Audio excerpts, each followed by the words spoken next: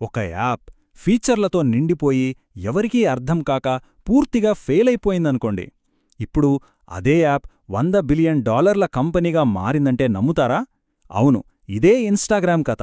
ఈరోజు మనం దాని వెనకున్న ఆసక్తికరమైన ప్రయాణాన్ని చూద్దాం. $100 బిలియన్, అక్షరాల $100 బిలియన్. అదేంటో తెలుసా? ఈరోజు ఇన్స్టాగ్రామ్ విలువ. ఇది జస్ట్ ఒక యాప్ కాదండి, మన లైఫ్ స్టైల్ని, మన కల్చర్ని డిఫైన్ చేసే ఒక పెద్ద శక్తిగా మారింది. అయితే ఇంత పెద్ద సక్సెస్ వెనుక ఒక పెద్ద ఫెయిల్యూర్ ఉందని చెప్తే? అసలు ఎవరూ వాడని కన్ఫ్యూజింగ్గా ఉన్న ఒక యాప్ నుండి ఈ సామ్రాజ్యం పుట్టిందని చెప్తే ఎలా ఉంటుంది? వినడానికి ఆశ్చర్యంగా ఉంది కదా. పదండి, ఇన్స్టాగ్రామ్ యొక్క ఆ చీకటి రోజుల్లోకి వెళ్దాం. సరే, అసలు సక్సెస్ని అర్థం చేసుకోవాలంటే ముందు ఫెయిలియర్ని చూడాలి. సో కథ మొదలైన చోటికి వెళ్దాం. ఇన్స్టాగ్రామ్ పుట్టకముందు అసలేం జరిగిందో చూద్దాం. అంతా మొదలైంది బర్బన్ అనే యాప్తో. దీని వెనుక ఉన్నది కెవిన్ సిస్ట్రోమ్. అతనికి విస్కీ అంటే చాలా ఇష్టమంట. ఎంత ఇష్టమంటే తను కష్టపడి చేసిన యాప్కి బర్బన్ అని పేరు పెట్టేంత. కానీ బర్బన్ యాప్కి ఒక పెద్ద ప్రాబ్లం ఉండేది. టెక్నికల్గా దాన్ని ఫీచర్ బ్లోట్ అంటారు. సింపుల్గా చెప్పాలంటే అవసరానికి మించి ఫీచర్లు కుక్కేయడం. అన్ని పనులు ఒకే యాప్లో చేయాలని ఆశపడి చివరికి ఏ ఒక్క పనిని సరిగ్గా చేయలేకపోవడం. యూజర్లకి ఏమీ అర్థం కాదు, యాప్ ఏమో స్లో అయిపోతుంది. ఒక రకంగా చెప్పాలంటే ఇదొక విషవలయం లాంటిది. ఒక్కసారి ఊహించుకోండి, మీరొక యాప్ ఓపెన్ చేశారు. అక్కడ లొకేషన్స్లో చెక్-ఇన్ చేయొచ్చు, ఫ్రెండ్స్తో పాయింట్స్ గెలుచుకోవచ్చు, ఫ్యూచర్ ప్లాన్స్ చేసుకోవచ్చు, మళ్ళీ ఫోటోలు కూడా షేర్ చేయొచ్చు. అబ్బో, ఒకే యాప్లో ఇన్ని ఆప్షన్స్ ఉంటే ఎలా ఉంటుంది? పూర్తి కన్ఫ్యూజన్ కదా. బర్బన్ యాప్ పరిస్థితి అచ్చం అలాగే ఉండేది. అదొక కిచిడీ లాంటిది. అన్నీ కలిపి ఏం చేస్తున్నారో వాళ్లకే తెలీదు.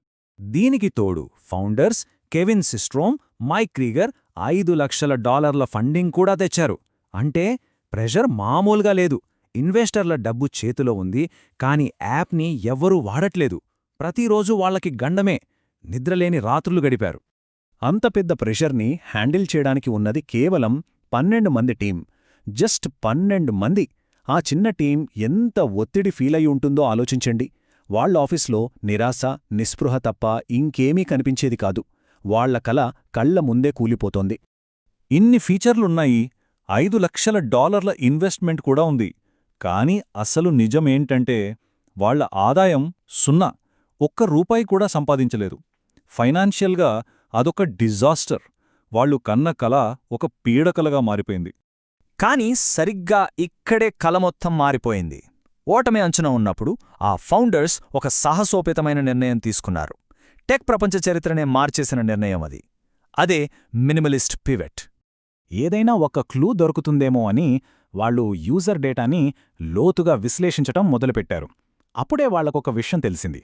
జనాలు చెక్-ఇన్స్, ప్లాన్స్, పాయింట్స్ ఇలాంటివేమీ పట్టించుకోవట్లేదు. కానీ ఒక్క ఫీచర్ని మాత్రం తెగ వాడేస్తున్నారు. అదే ఫోటో షేరింగ్. బల్బు వెలిగినట్టయింది వాళ్లకి.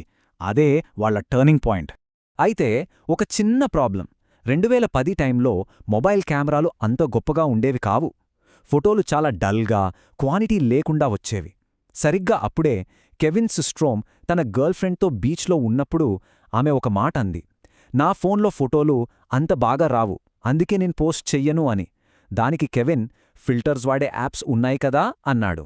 ఆమె సింపుల్గా, కానీ కథనే మార్చేసేలా ఒక మాట చెప్పింది. అయితే మీ యాప్లోనే ఫిల్టర్స్ పెట్టొచ్చు కదా. అంతే. ఆ ఒక్క మాట వాళ్ల ఆలోచనా విధానాన్నే మార్చేసింది. అప్పుడు వాళ్లొక కఠినమైన కానీ చాలా తెలివైన నిర్ణయం తీసుకున్నారు. వాళ్లు కష్టపడి బిల్డ్ చేసిన యాప్లోంచి దాదాపు అన్ని ఫీచర్లని డిలీట్ చేసేశారు. అవును, వాళ్ల కష్టాన్ని వాళ్లే చేతులారా తీసేశారు. కేవలం ఒకే ఒక్క దానిపై ఫోకస్ పెట్టారు, ఫోటోలు. దానికి తోడు ఫిల్టర్స్ యాడ్ చేసి డల్గా ఉండే ఫోటోలని కూడా ఆర్ట్వర్క్లా మార్చేశారు.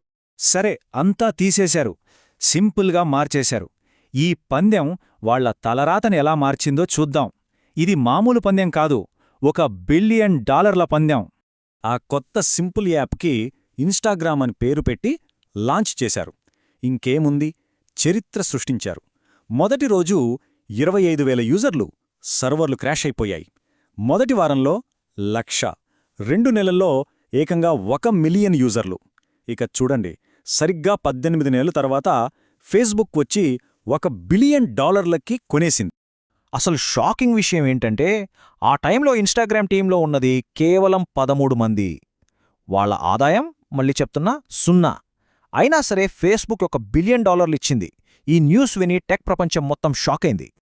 సిలికాన్ వ్యాలీలో అందరూ మార్క్ జుకర్బర్గ్ని చూసి నవ్వుకున్నారు. ఒక ఫోటో ఫిల్టర్ యాప్ కోసం $1 బిలియన్ ఇతనికి పిచ్చి పట్టిందే అని అనుకున్నారు. కాని వాళ్ళకర్థం కాని విషయం ఒకటి ఉంది. ఇన్‌స్టాగ్రామ్ కేవలం ఫిల్టర్సున్న యాప్ కాదు. అది మనుషులు మాట్లాడుకునే ఒక కొత్త పద్ధతి, విజువల్ లాంగ్వేజ్. అయితే కథ ఇక్కడతో అయిపోలేదు. సక్సెస్ శిఖరాలకు చేరాక ఇన్‌స్టాగ్రామ్కి ఒక ఐడెంటిటీ క్రైసిస్ వచ్చింది. పైకి ఎదుగుతున్న క్రమంలో అది తన ఆత్మను కోల్పోయిందా? 2018లో ఏం జరిగిందంటే ఫౌండర్స్ కెవిన్, మైక్ కంపెనీ నుండి బయటకొచ్చేశారు. ఎందుకంటే వాళ్లేమో యాప్ని సింపుల్గా, క్రియేటివ్గా ఉంచాలనుకున్నారు. కాని ఫేస్బుక్కి మాత్రం గ్రోత్ కావాలి, ఎక్కువ యాడ్స్ కావాలి, ఎక్కువ డబ్బు కావాలి. సో వీళ్ళిద్దరి విజన్స్ మధ్య గొడవ మొదలైంది. ఫౌండర్స్ వెళ్ళిపోయాక ఇన్‌స్టాగ్రామ్ రూపురేఖలే మారిపోయాయి. ఒకప్పుడు ఫోటోల కోసం ఉండే యాప్ ఇప్పుడు టిక్టాక్తో పోటీపడాలని రీల్స్, వీడియోలతో నిండిపోయింది. సింపుల్గా ఉండే యాప్లో ఇప్పుడు షాపింగ్, యాడ్స్ ఎక్కువయ్యాయి. మన ఫ్రెండ్స్ పోస్ట్ల కంటే అల్గారిథం మనకు చూపించే సజెస్టెడ్ కంటెంటే ఎక్కువైపోయింది. అన్నిటికంటే విచిత్రమేంటో తెలుసా? ఏ ఫీచర్ బ్లోట్ నుండైతే బయటపడాలని పుట్టిందో ఇన్‌స్టాగ్రామ్ మళ్లీ అదే ఉచ్చులో పడిపోయింది. కథ మళ్లీ మొదటికి వచ్చింది. ఇన్‌స్టాగ్రామ్ కొత్త బర్బన్లా తయారైంది. సో చివరిగా మిగిలిన ప్రశ్న ఇదే: ఇన్‌స్టాగ్రామ్ తన ఆత్మను కోల్పోయిందా? ఈ కథ మనకు ఒక ముఖ్యమైన పాఠం నేర్పుతుంది. సక్సెస్ అంటే అన్ని పనులు చేయడం కాదు, ఒకే పనిని పర్ఫెక్ట్గా చేయడం. కానీ ఈ రోజుల్లో గ్రోత్ వెనక పరుగెట్టుతున్న ప్రపంచంలో ఒక ప్రొడక్ట్ తన అసలు ఉద్దేశ్యాన్ని కాపాడుకోవడం సాధ్యమేనా? దీనిపై మీ అభిప్రాయమేంటి? మీకు పాత సింపుల్ ఇన్‌స్టాగ్రామ్ ఇష్టమా, లేక ఇప్పుడున్న ఫీచర్లతో నిండిన ఇన్‌స్టాగ్రామ్ ఇష్టమా? తప్పకుండా కమెంట్స్లో పంచుకోండి.